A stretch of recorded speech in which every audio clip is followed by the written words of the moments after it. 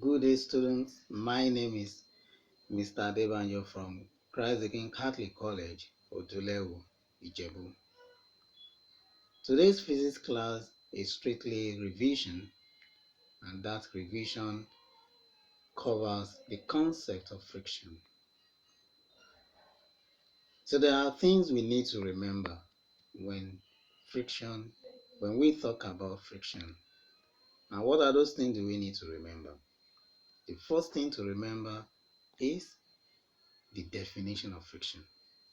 So what is friction?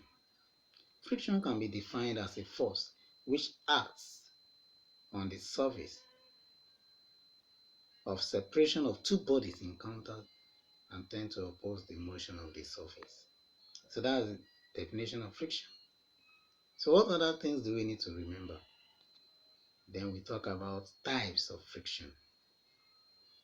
We have two types of frictions.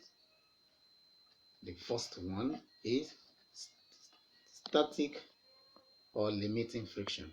And what is static or limiting friction? It's the maximum friction to be overcome by a body starting to move. The next type, or the second type of friction, is dynamic or sliding friction. And this is a friction that has to be overcome by a body when it is in motion. And this friction is also regarded as kinetic friction. Apart from types of friction, then we need to remember laws of frictions. The number one is frictional force between two solid surfaces in contact opposes their relative motion. Number two, frictional force is independent of the area in contact. Number three, limiting friction is directly proportional to the normal reaction. Number four, frictional force depends on the nature of the surfaces in contact. Number five, frictional force is independent of the relative velocity of the surfaces in contact. Apart from the laws of friction that we have just mentioned, what other things do we need to remember?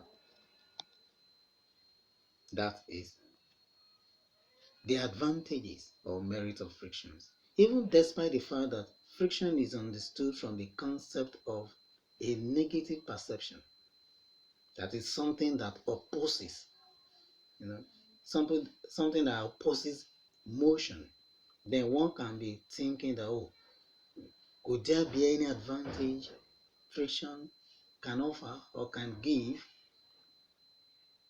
The answer is yes.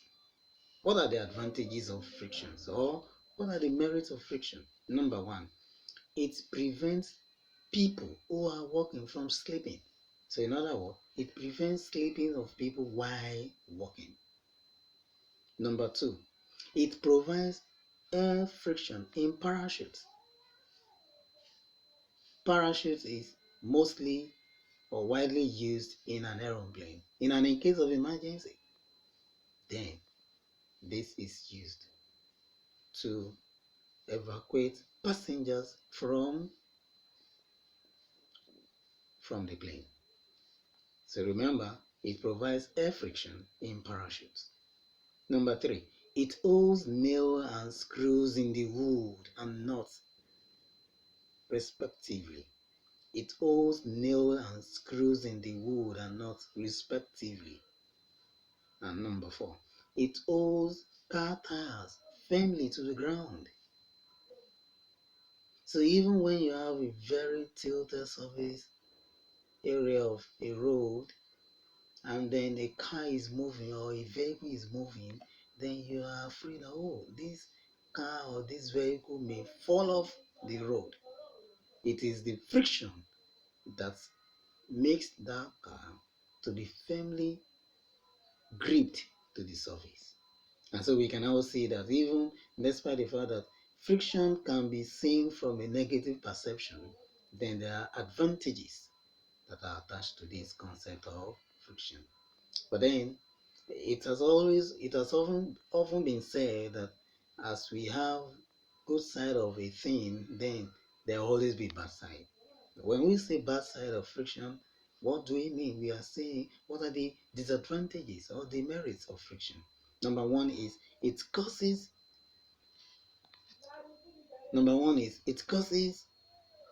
wear and tear of the machine's moving parts. Wear and tear of the machine moving parts. Number two, it wastes useful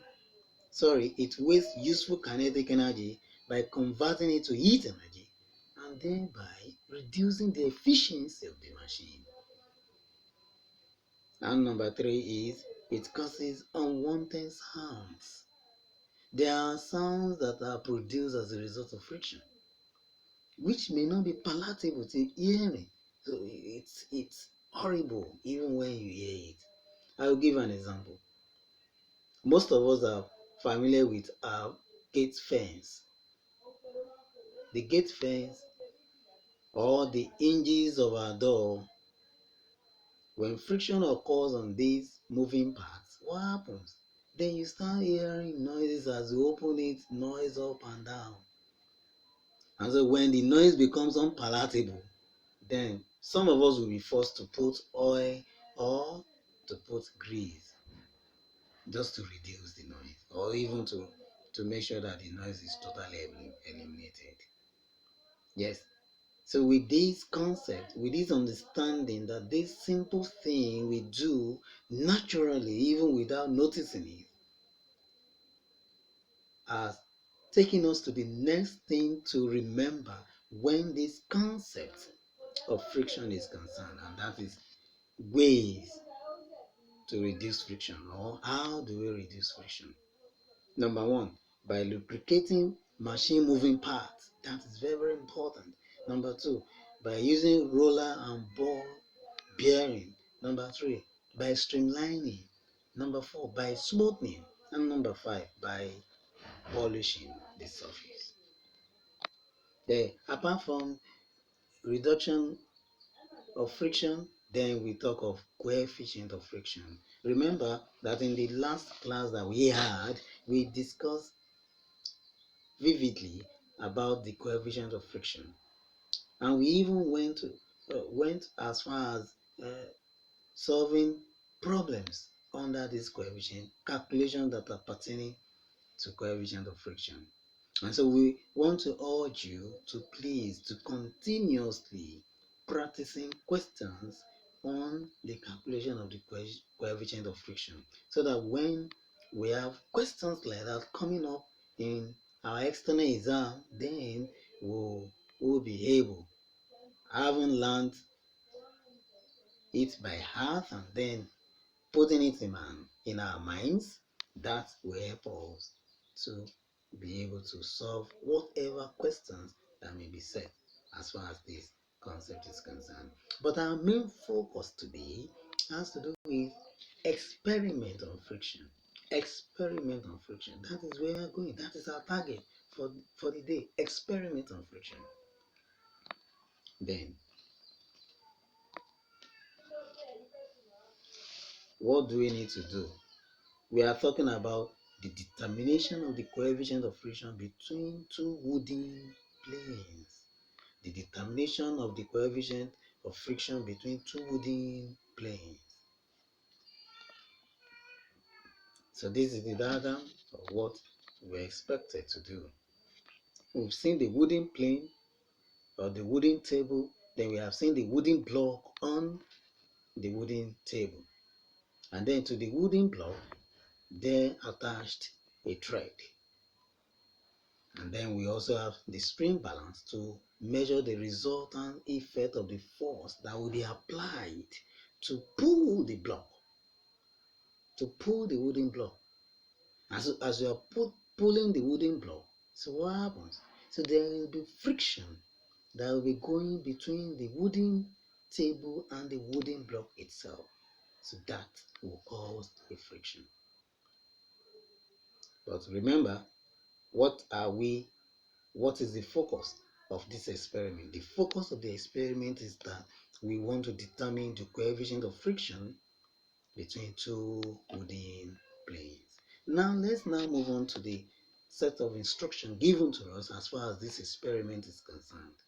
Now, we are given a wooden block of mass 250 grams, and that is termed to be M naught or M0, placed on a wooden table as we have seen from the diagram, and that is being pulled gradually and horizontally, of course using a thread and using a spring balance to measure the resultant effect of the force. And so as we do that, then we are recording the spring balance reading, which is termed to be F, to be, of course, we notice what measurement does it give us, and then we put a record of that in our book. So what do we have next? The next set of instructions tells us what to do next. Then, as you are dragging it, the wooden block on the wooden table, of course, we observe the resultant effect by taking measurement. But now, this other instruction tells us that, okay, you have 250 grams of wooden block. You have dragged it. You notice something. Then, if that 250 gram of the wooden block, if you now place 200 gram of mass, if you add it to it, making it 450, what then will be the resultant effect? So what will be if you're trying to drag that along the wooden table? So what will happen? So what will be the resultant effect of the force? If you remove 200 and add 400 gram of mass to the weight or to the mass of the wooden block itself, so what will happen? If you do that with 600, what will be the effect? With 800, what will be the effect? With 1000 grams, what will be the effect? So these are the things we want to look at. So the more we increase the mass that will be placed on the wooden table, so what will be the resultant effect of the friction that will happen as a result of the dragging along the two surfaces. So now, having done that, we are expected to evaluate.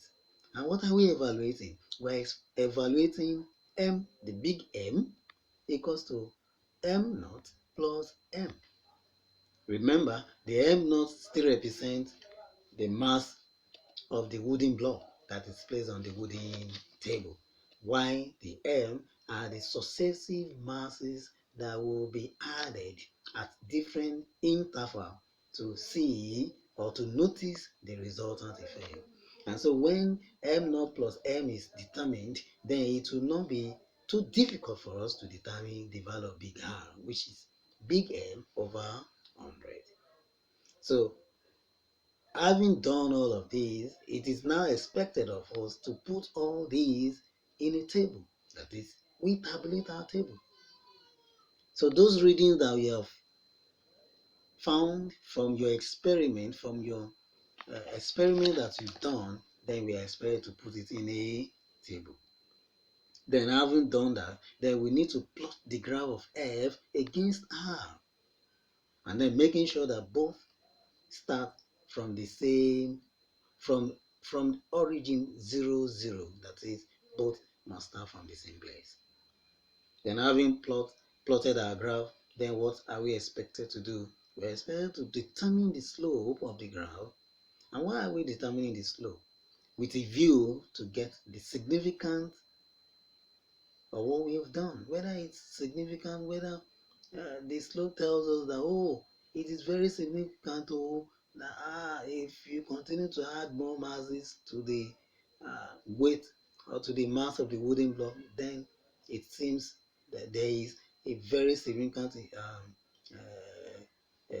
increase as far as the frictional force effect will be, or there will not. So that is the end of the slope.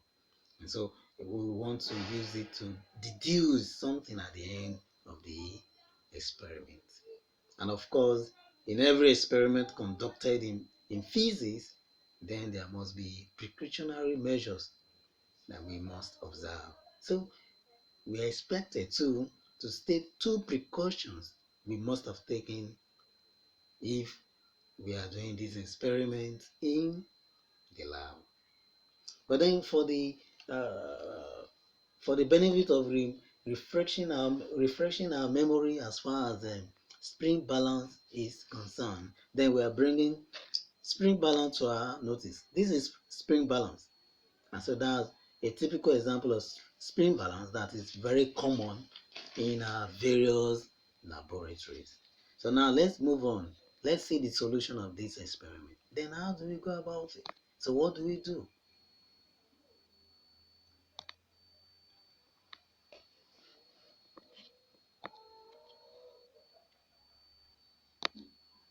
So before our graph can be plotted, we need to generate table of values.